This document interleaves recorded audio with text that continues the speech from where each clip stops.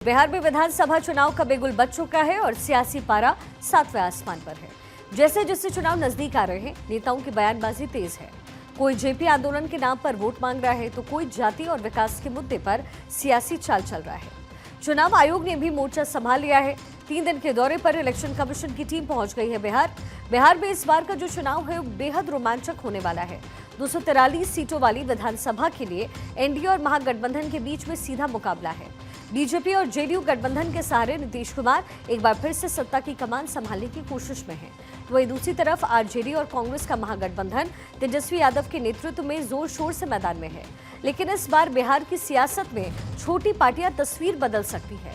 अगला आधा घंटा करेंगे बिहार की सियासत की हर एक खबर का एक्सरे।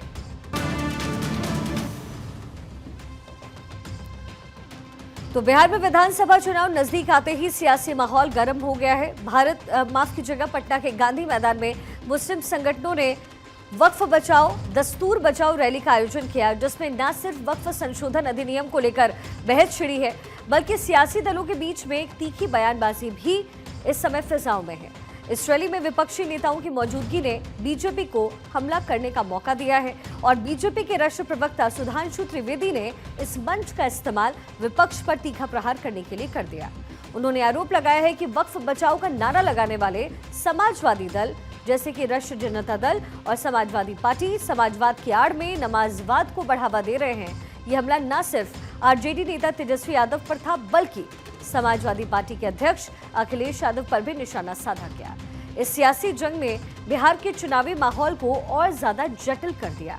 तेजस्वी ने मन से ऐलान किया है कि अगर महागठबंधन की सरकार बनती है तो ये कानून कूड़ेदान में फेंक दिया जाएगा। ये एनडीए भाजपा की सरकार जाने वाली है। गरीब आवाम की सरकार बनेगी तो इस बिल को, इस कानून को बिहार राज्य जो है कूड़े के दान में फेंकने का काम करेगा। बिहार में किसी भी कीमत पे इस कानून को हम लोग लागू नहीं होने देंगे। इस रैली को विपक्ष ने शक्ति प्रदर्शन के तौर पर इस्तेमाल किया ताकि बिहार के मुस्लिम वोटर्स, जो कि तकरीबन 17% आबादी का हिस्सा हैं, उनको अपने पाले में किया जा सके। तेजस्वी ने न सिर्फ वक्फ कानून का विरोध किया है, बल्कि मतदाता सूची में बदलाव को लेकर के भी केंद्र सरकार पर हमला बोला। उन्होंने दावा किया कि बीजेपी और चुनाव आयोग मिलकर के गरीबों और अल्पसंख्यकों के वोटिंग अधिकार छीनने की कोशिश कर रहे हैं। ये रणनीति साफ तौर पर मुस्लिम और पिछड़े वर्गों को एकजुट करने की थी ताकि महागठबंधन को चुनाव में फायदा मिले। लेकिन बीजेपी ने इस पूरी रैली को मुस्लिम तुष्टीकरण का हथियार बताकर पलटवार किया। सुधांशु त्रिवेदी ने प्रेस कॉन्फ्रेंस में कहा है कि गांधी मैदान, जहां आपातकाल के दौरान संविधान की रक्षा के लिए लाखों लोग जुटे थे, वहां तेजस्वी ने संसद के कानून को कूड़ेदान में फेंकने की बात कहकर संविधान का अपमान किया। गरीब और मजलूम मुस्लिम के हक के साथ नहीं खड़े हैं, जिसके साथ समाजवाद को खड़ा होना चाहिए। ये चंद मुट्ठी भर सरमाएदारों के हक के साथ खड़े हैं, जो कि मजहब का नाम लेकर उनका शोषण करना चाहते हैं। इसलिए राजद और सपा का समाजवाद कतई समाजवाद नहीं कहा जा सकता, जिसे आजकल सोशल मीडिया में इस प्रकार का एक वर्ड यूज होता है कि नमाजवाद कहा जाए तो अतिशयोक्ति न होगी। जहां तक इस्लाम धर्म के, इस्लामी अकीदे के मुकद्दस रवायतों का सवाल है तो बहुत साफ कहना चाहता हूं, कुरान में वक्फ नाम का कोई वर्ड नहीं है। मैं यह पुनः कहना चाहता हूं, जो बात मैं पहले भी कह चुका हूं, यह बाबा साहब के संविधान का मजाक उड़ाकर उसे मौलवी स्क्रिप्ट में बदलना चाहते हैं। यह मैं पूछना चाहता हूं यह समाजवाद का चोला उड़े हुए इन लोगों से कि क्या राम मनोहर लोहिया जी का समाजवाद यही था? क्या जेपी का समाजवाद यह था? या कर्पूरी ठाकुर का समाजवाद यह था?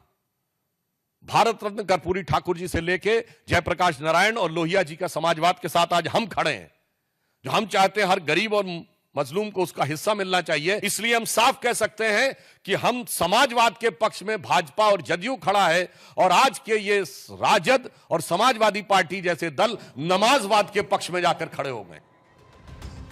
उन्होंने आरजेडी और एसपी पर समाजवाद की आड़ में नमाजवाद को बढ़ावा देने का इल्जाम लगाया। त्रिवेदी ने अखिलेश यादव पर भी निशाना साधा।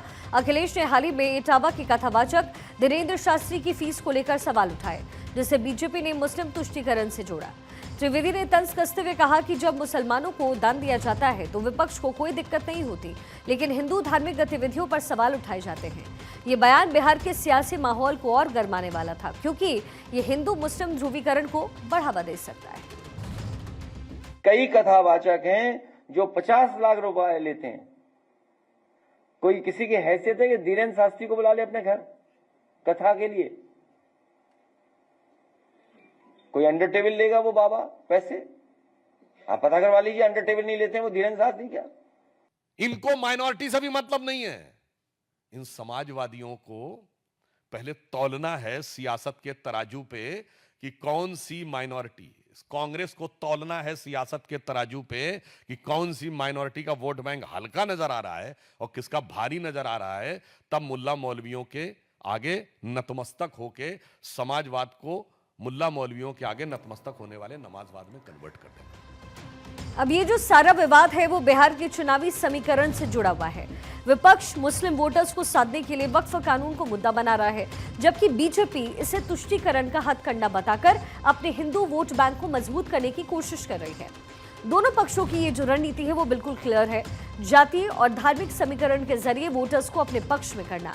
लेकिन इस सियासी जंग में संविधान और वक्फ जैसे मुद्दे सिर्फ वोट की राजनीति का हिस्सा बनकर रहेंगे। रैली में उमड़ा जन सैलाब और बीजेपी की तीखी प्रतिक्रिया ये साफ दिखाती है कि बिहार का चुनावी रण आसान नहीं होगा।